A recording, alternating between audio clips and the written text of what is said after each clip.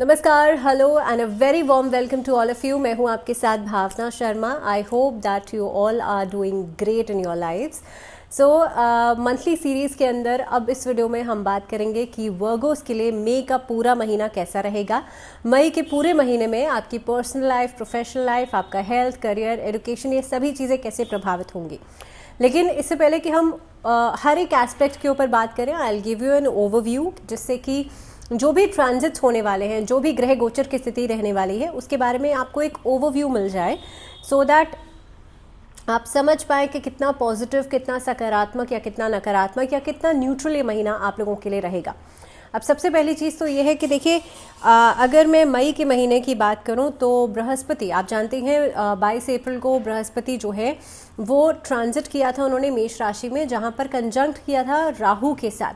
अब आपकी राशि के अनुसार अगर देखा जाए तो राहु केतु की जो परिस्थिति बनती है वो आपके लिए, आपको धर्म कर्म से तो जोड़ेगी, लेकिन साथ ही साथ में ऑकल्ट साइंसेस से भी जोड़ सकती है।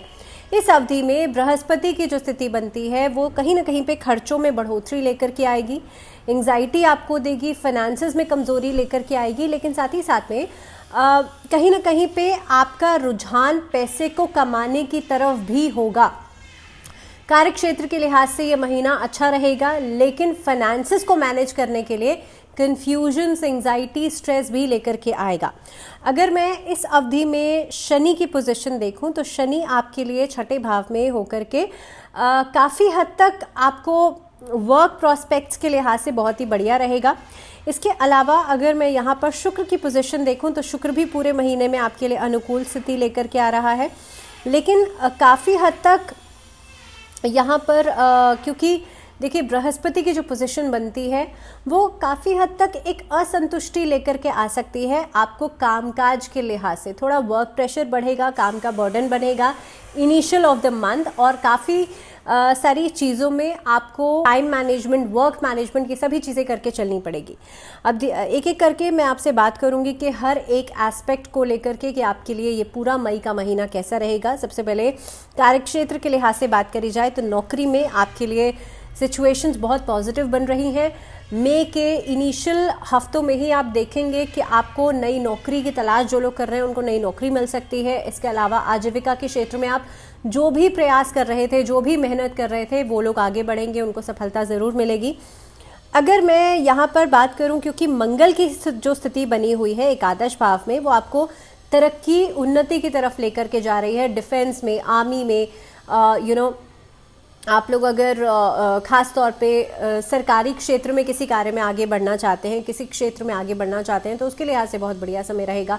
तो मंगल जो है आपको काफ़ी सारी परिस्थिति में आपके लिए लाभदायक रहेगा।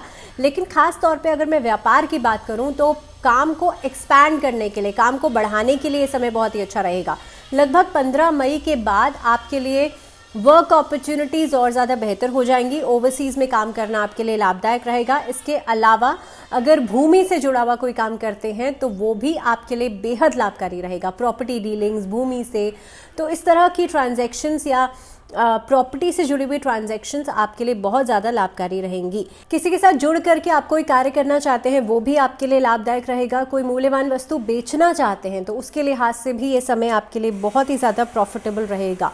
इसके अलावा अगर मैं बात करूं यहाँ पे आपके लिए वित्तीय स्थिति की, आपकी फाइनेंसेस की, तो देखिए फाइनेंसेस को इनिशियल फेज में अगर देखा जाए तो महीने की शुरुआत में आपको मैनेजमेंट करके चलने की ज़रूरत है, क्योंकि महीने की शुरुआत में पैसे की कमी आपको महसूस हो सकती है। हो सकता है खर्चे बढ़ें और इनिशियल फेज में पैसे की आने के चांसेस कम हो जाएं, लेकिन लगभग 13 मई के बाद आपके लिए इनकम सोर्सेज बढ़ेंगी, नए नए लोगों से मुलाकात हो सकती है। सामाजिक दायरा बढ़ने के कारण आप देखेंगे कि आपकी वित्तीय स्थिति में भी सुधार होगा।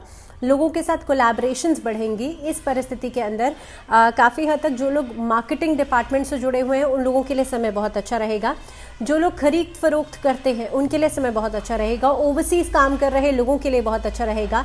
नौकरी पेशा लोगों के लिए भी ये समय बहुत अच्छा रहेगा, बिकॉज आपकी सैलरीज में इंक्रीमेंट हो सकता है। सो प्रोबेबली फाइनेंसेस को लेकर के भी ये समय अच्छा दिखाई देता है। अगर मैं स्वास्थ्य की दृष्टि से देखूँ तो देखिए आपके लिए जो जुपिटर की पोजीशन बनती है वो डाइजेशन प्रॉब्लम्स लेकर के आएगी महीने की शुरुआत में, और काफ़ी हद तक एंजाइटी, स्ट्रेस या काम के दबाव की वजह से भी मानसिक परेशानियां लेकर के ज़रूर आएगी। लेकिन आपको करना ये है, सबसे पहली चीज़ देखिए, अपने खान पीन का बहुत ज़्यादा ध्यान रखिएगा। बहुत ज़्यादा स्केड्यूल्स के आगे पीछे होने के चक्कर में अपने खान पीन में किसी भी तरीके की लापरवाही या कोई भी कॉम्प्रोमाइज़ नहीं कीजिएगा। दूसरी बात ये, जो इस अवधि में ख़ास तौर पे 16 मई के बाद का जो समय रहेगा, छोटी मोटी इंजरीज होने के चांसेस बनते हैं, एक्सीडेंट्स होने के चांसेस बनते हैं। तो अगर आप ड्राइव कर रहे हैं या जिस भी तरीके से जो भी आपका मोड ऑफ ट्रांसपोर्ट है ट्रैवल करने का, उस दौरान थोड़ा सा अलर्ट खुद को ज़रूर रखिएगा। इसके अलावा अगर मैं बात करूं आपके लिए इस अवधि में, बिकॉज देखिए सैटर्न की पोजीशन जो बन रही है वो भी 6th हाउस में है, जो कि मेजर प्रॉब्लम्स होने के चांसेस नहीं बनने देती है। तो जो भी प्रॉब्लम्स होंगी वो कम में ही होके सबसाइड हो जाएंगी, लेकिन हाँ थोड़ा सा अपने एनिमी से सावधान रहने की ज़रूरत है। बात करते हैं आपके लिए मैरिज इश्यूज़ की या पर्सनल आपकी लाइफ की पर्सनल रिलेशनशिप्स की।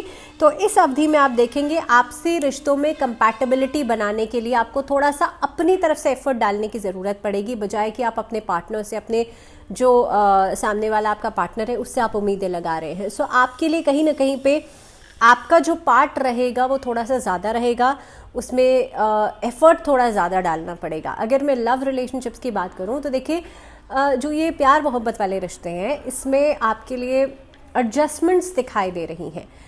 अगर आप किसी भी बात के लिए श्योर नहीं हैं, अगर आप किसी रिश्ते को आगे बढ़ाने के लिए श्योर नहीं हैं, फॉर मैरिज आप श्योरिटी नहीं रखते हैं, सो बेहतर यही होगा कि आप कमिटमेंट नहीं करें at this point of time. Because in लगभग महीने के एंडिंग तक मुझे दिखता है कि सिचुएशंस इस तरह की बन सकती हैं। अगर आप कोई फॉल्स प्रोमिसेस करते हैं, आप झूठे प्रोमिसेस करते हैं, तो you will land up in somewhere, इस तरीके की एलिगेशंस में आप खुद को लैंड अप कर देंगे।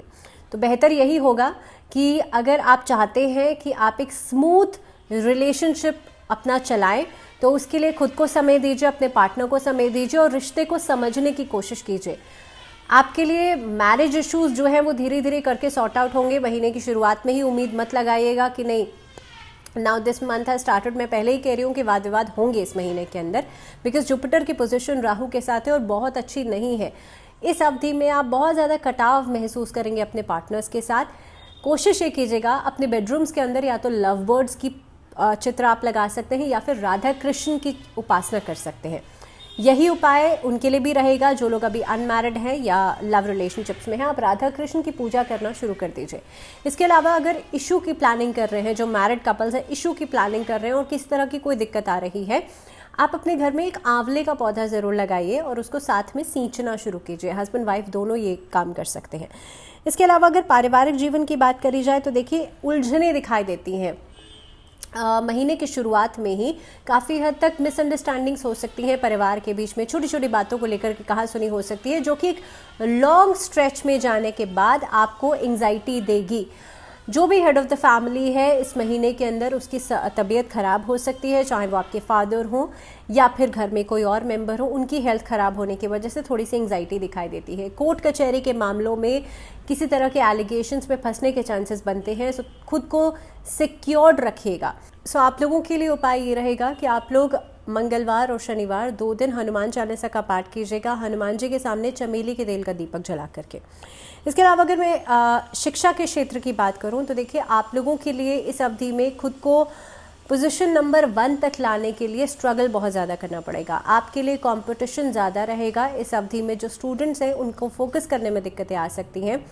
माँ सरस्वती की पूजा ज़रूर करें और जो छोटे बच्चे हैं उनकी मेमोरी पावर तेज़ करने के लिए, अगर वो बहुत ज़्यादा बागी हैं, बहुत सुनते नहीं हैं आपकी बात, तो उनके आसपास मोर पंख का इस्तेमाल आप ज़रूर कीजिए। एंड मेक श्योर उनके वार्डरोब्स में या उनके आसपास अलमीराज में बहुत ज़्यादा ब्लू कलर नहीं डालिएगा।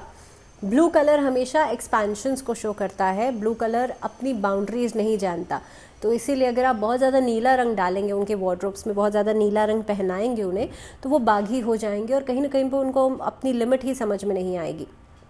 सो बेहतर ये होगा इस अवधि में, इस मई के महीने में, जो घर में छोटे बच्चे हैं, जो बच्चे टीनेज में हैं, आप उनको लाइट कलर के कपड़े ज़रूर पहनाएं, क्योंकि ये समय ऐसा है कि प्रेशर बहुत ज़्यादा रहेगा, पीयर प्रेशर बहुत ज़्यादा रहेगा, एंड बिकॉज ऑफ दैट उनके लिए कम्पीट करना मुश्किल हो सकता है। इस अवधि में स्टूडेंट्स जो हैं अपने हार्ट चक्र को बैलेंस ज़रूर करें, बिकॉज ऑफ रिलेशनशिप्स भी आपकी पढ़ाई के ऊपर इस अवधि में असर पड़ेगा।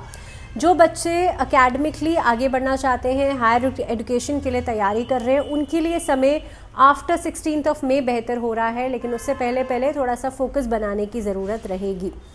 ट्रैवलिंग जो लोग करना चाहते हैं, जो बच्चे ट्रैवल करना चाहते हैं अपने पढ़ाई के लिए, उनके लिए लगभग 20 मई के बाद ट्रैवलिंग दिखाई देती है। उससे पहले ट्रैवल करना थोड़ा सा मुश्किल लगता है, डिलेज आ सकते हैं। अगर मैं उपाय की बात करूं तो माँ दुर्गा की पूजा करना इस अवधि में अच्छा रहेगा। बुधवार के दिन आप किन्नरों को दान ज़रूर कीजिएगा, और साथ ही साथ में सतनज़ा 7 तरह के अनाज को मिला करके उसे शनिवार के दिन डोनेट ज़रूर कीजिएगा। और इसी के साथ इस वीडियो में फ़िलहाल इतना ही। मुझे दीजिए इजाज़त, लेकिन आप लोग जुड़े रहिए चैनल के साथ। And till the next video अपना ध्यान रखिए। अगले वीडियो में हम बात करेंगे तुला राशि। सो फ़िलहाल मुझे दीजिए इजाज़त। नमस्कार।